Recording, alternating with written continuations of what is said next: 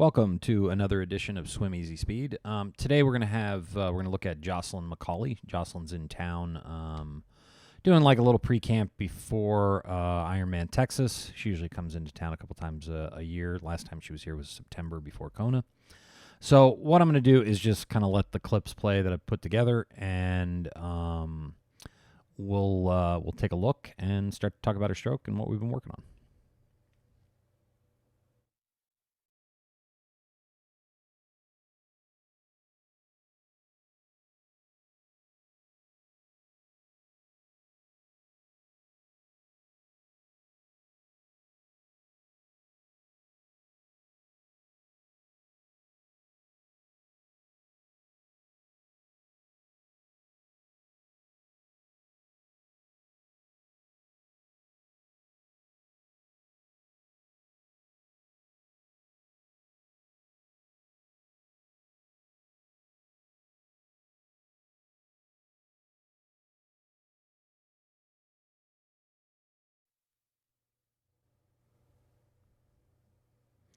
Okay, so what we'll do is we'll just rewind it a little bit and start at the beginning.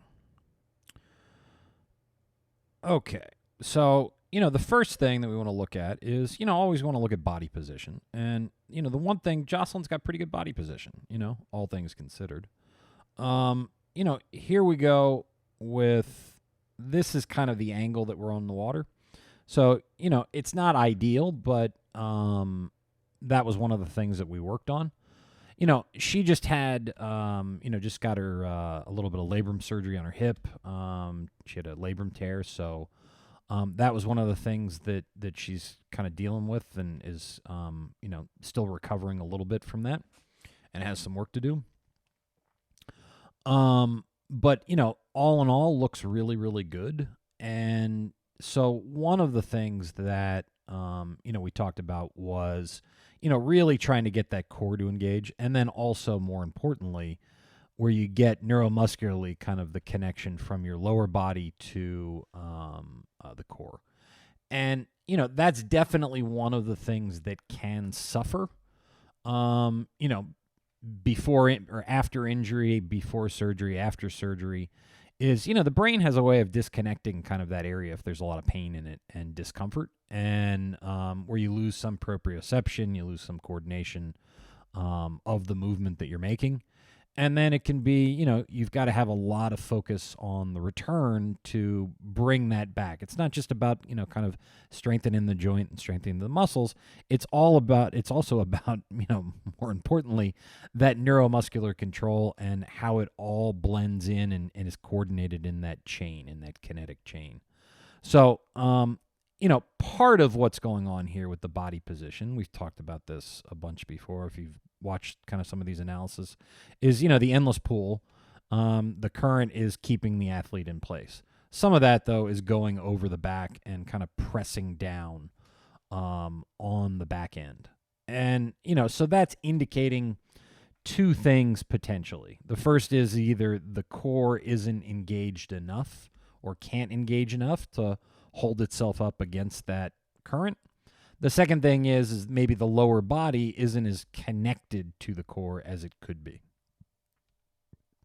So those are things that you want to take into consideration then when you're going in and trying to help an athlete get some more efficiency or find some issues in their stroke, because that's usually definitely a concern. Now, here's where Jocelyn does really, really well and where she excels, and why she's been able to make the gains in swimming that she's been able to make.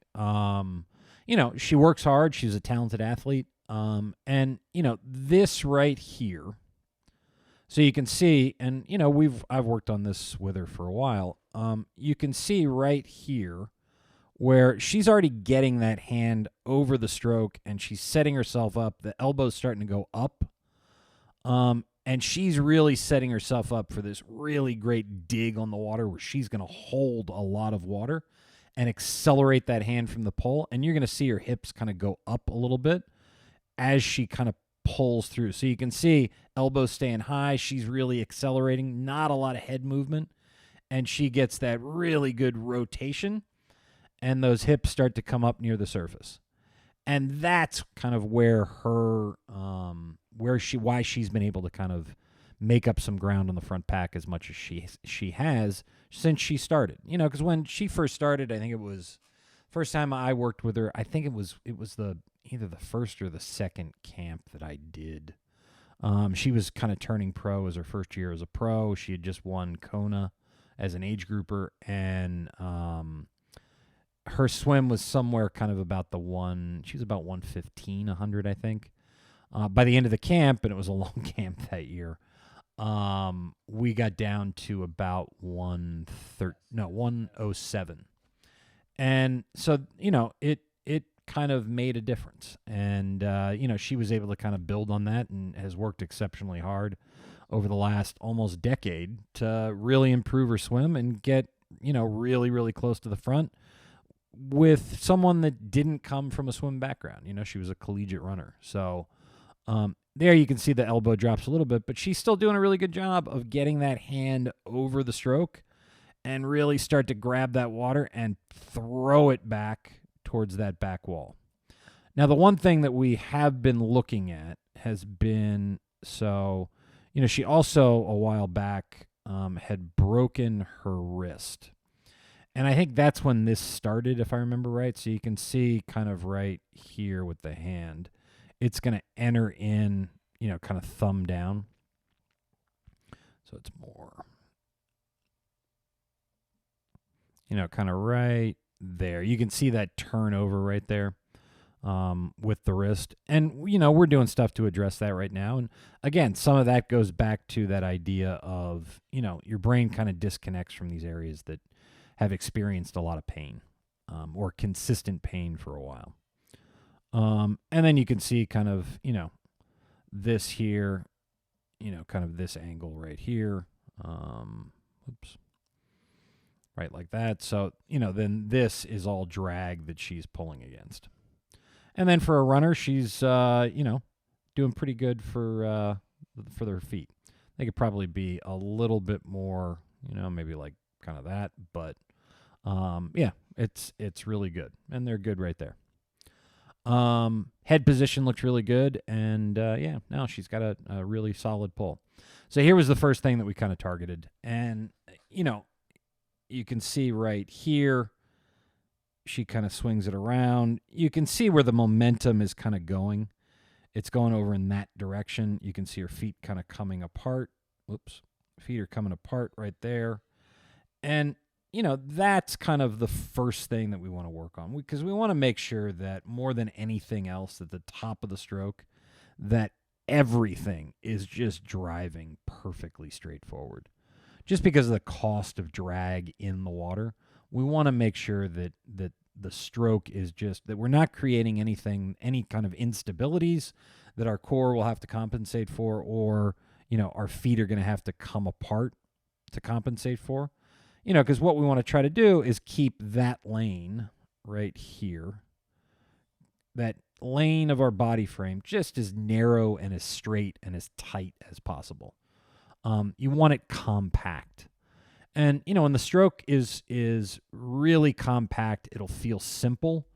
And then you'll also know that you're generating the minimum amount of kind of frontal drag possible.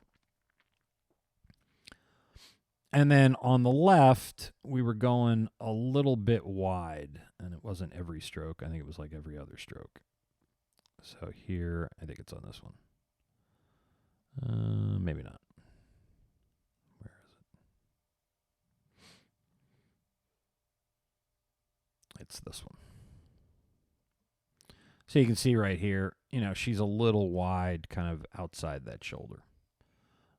If we kind of did it like this. And, we just want these right from the hip, driving right from the hip, through the shoulder, through the elbow, through the wrist, to the hand, everything really driving straight forward to get to that water out here in front that isn't moving and is clean, and you can get a really, really great grab on it. That's one of the things that we're thinking about doing more than anything else.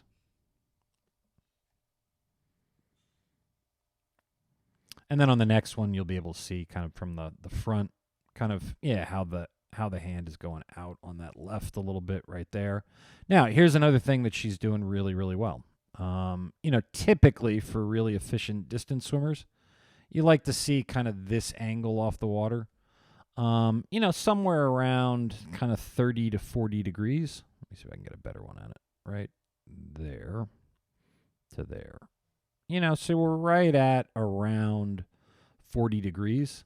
That's where you see that angle typically from really, really good distance swimmers, is about there. And then on this side, it looks like probably about the same, maybe a little bit more.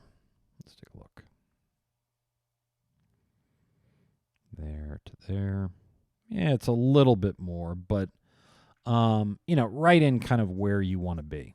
And that's another reason. She's doing a lot of things really, really well, that you'd see kind of really experienced swimmers doing really, really well. Okay, so for this, the left looks really good. You typically want this right here, so as we're kind of pulling through the stroke. This angle, we typically like to see somewhere between 100 to 110 degrees. So that's good. This is pretty much in line with her shoulder. It could be in just a little bit more. There's probably a little bit more leverage that she should get or could get. And you figure basically there's kind of midline. So this could come in just slightly. Now, the right tends to be a little bit of a different story where, she's going out just a little bit wider out here.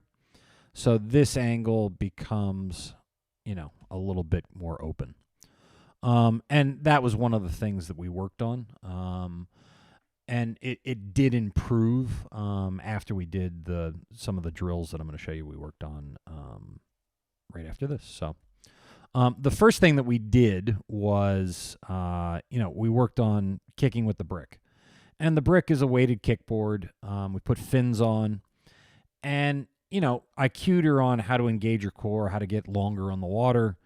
And then we put fins on to put even more pressure on the core to force more engagement. And so one of the things that can happen when you're doing all this is, we're forcing that core engagement while we're recruiting another muscle group to work at the same time.